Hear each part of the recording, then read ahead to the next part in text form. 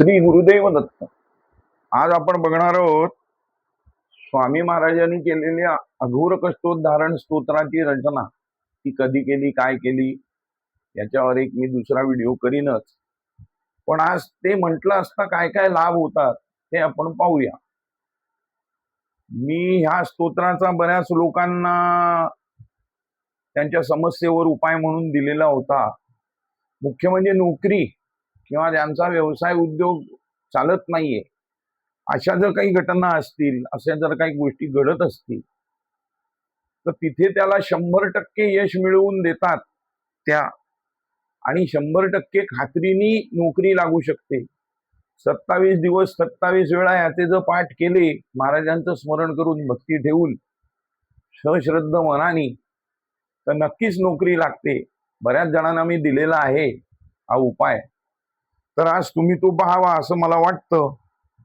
तर आपण आता सविस्तर त्याच्यावरती चर्चा करूया. मी सांगतो तुम्हाला काय आहे ते. मी स्तोत्र म्हणतो पण आणि त्याचे अर्थ पण सांगतो.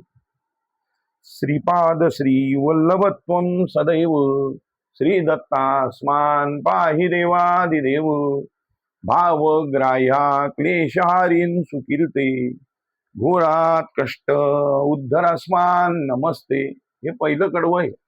याच्यामध्ये काय म्हणतात महाराज, तर हे श्रीपाद श्री वल्लभ, हे भगवान दत्तात्रेय, हे जगतप्रभू, आमचं सदैव रक्षण करा. भक्तांचा भाव जाणणारे असे तुम्ही, हे जे काही संकट माझ्यावर आलं, हे जे काही सर्व क्लेश आहेत ते दूर करून माझं रक्षण करा. आपणास नमस्कार असो, अशा ह्याचा अर्थ होतो. दुसरा श्लोक आहे, त्वं नो माता त्वं पिता तो दीपस्त्वं त्राता योग क्षेम गुरु सद्गुरु त्वं सर्वस्वं नो प्रभो विश्वमूर्ते घोरात कष्टात दुद्धरास्मान नमस्ते. याचा अर्थ असा की त्वं नो माता त्वं पिता, म्हणजे माझी माता, पिता, गुरु, देवता, स्वामी जे काही आहात ते आपणच आहात, आणि सर्वांचा योगक्षेम सांभाळणारे, आमचा योगक्षेम सांभाळणारे असे तुम्ही आहात. तर हे जे काही संकट आहे, हे जे काही क्लेश आहेत, ह्याच्यातून माझं रक्षण करा, माझा सांभाळ करा. माझा तुम्हाला नमस्कार आहे.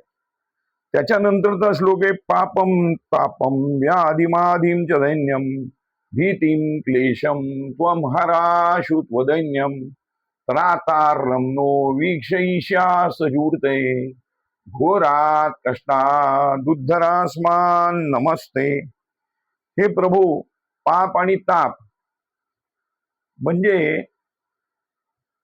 दुष्कर्मामुळे निर्माण झालेलं पाप, संचितात निर्माण असलेलं पाप, असं जे काही पाप आहे, दुःख आहे, दारिद्र्य आहे, भीती आहे, क्लेश आहे, संकट आहे आलेलं, या संकटातून परिपालन करणारेच तुम्ही आहात. तर यातनं माझं तारण करा, यातून माझा उद्धार करा आणि माझं रक्षण करा.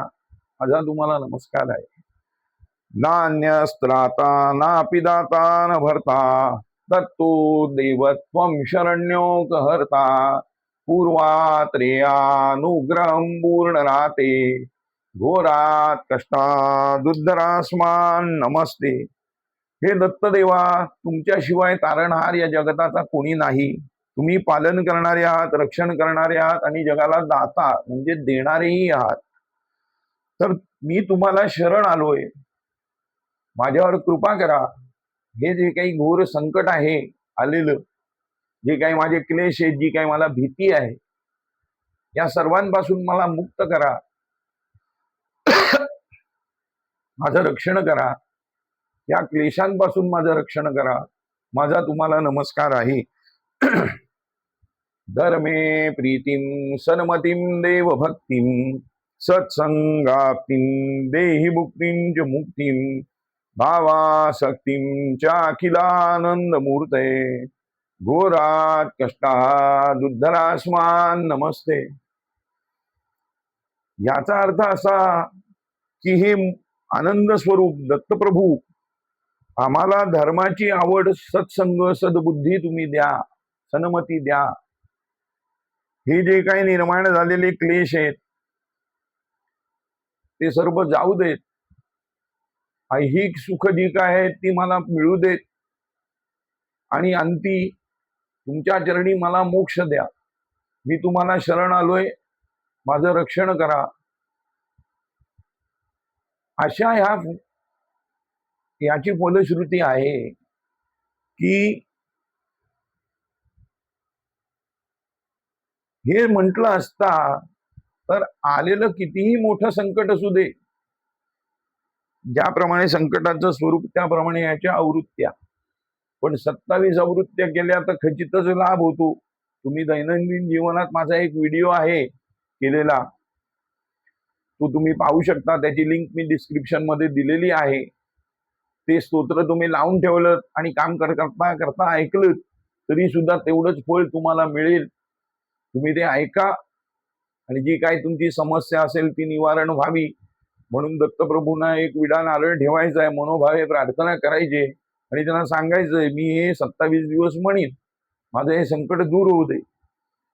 महाराज जरूर ते संकट दूर करतात अशी माझी खात्री आहे, असा माझा दृढ विश्वास आहे.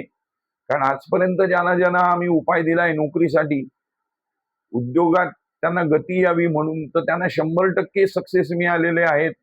की हे स्तोत्र म्हटलं आणि फुकट गेला असा कोणी माणूस मी अद्याप पाहिलेला नाही.